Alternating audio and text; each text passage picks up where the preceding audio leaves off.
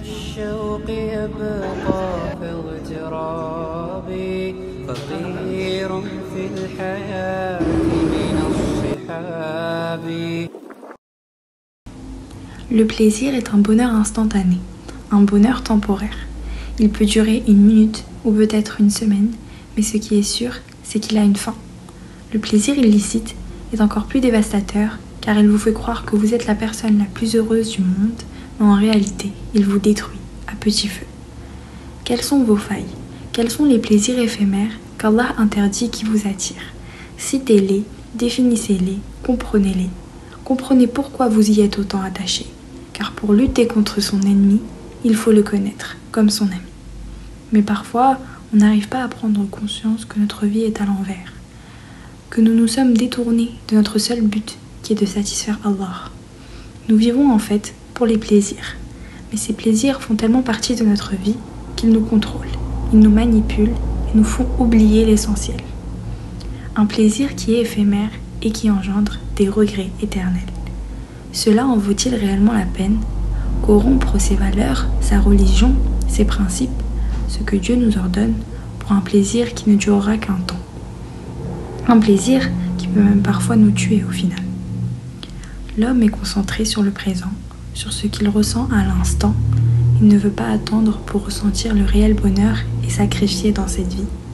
Il veut manger, boire, rire, danser, chanter, dormir, voyager, courir, voler. Il vole parfois trop haut et on perd ses ailes ou divague vers des chemins obscurs.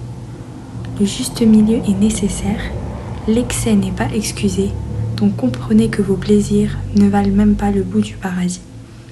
Ils ne peuvent même pas rivaliser avec une miette au paradis. Vendre l'éternité pour un plaisir éphémère est insensé. Nous oublions que chaque acte sera décompté au jour de la résurrection et qu'Allah n'oubliera aucune mauvaise action et aucune bonne action. Il peut soit nous pardonner par sa miséricorde ou soit nous châtier. Seul Allah sait. Mais pourquoi négligeons-nous donc le fait d'être vivants? Dans Surat Al-Kahf, verset 49, Allah dit وَوُضِعَ الْكِتَابُ فَتَرَى الْمُجْرِمِينَ مُشْفِقِينَ مِمَّا فِيهِ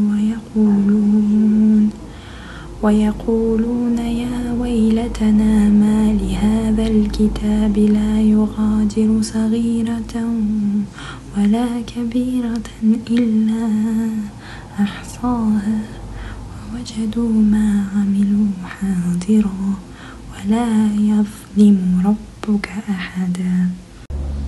Et on déposera le livre de chacun, alors tu verras les criminels effrayés à cause de ce qu'il y a dedans, dire malheur à nous, qu'a donc ce livre à nos maîtres de mentionner ni péché véniel ni péché capital. Ils trouveront devant eux tout ce qu'ils ont œuvré, et ton Seigneur ne fait du tort à personne.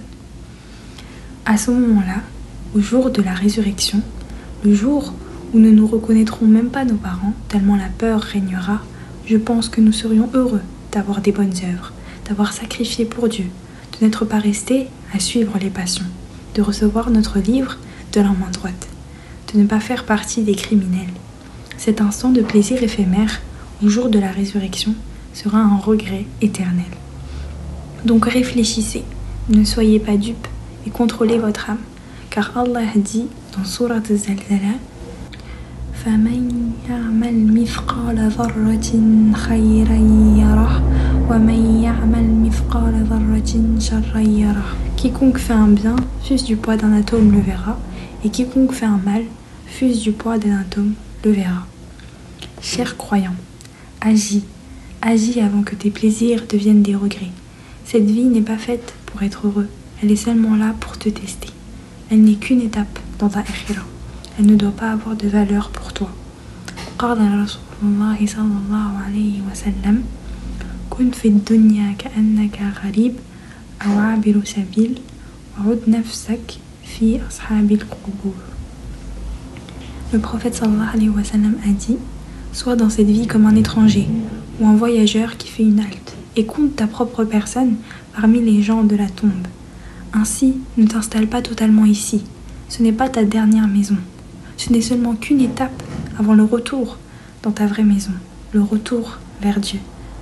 Regarde cette vie comme un voyage, comme une étape où tu dois profiter, mais toujours avoir à l'esprit que ta priorité, c'est Allah. Que ton examen le plus important est en train d'avoir lieu.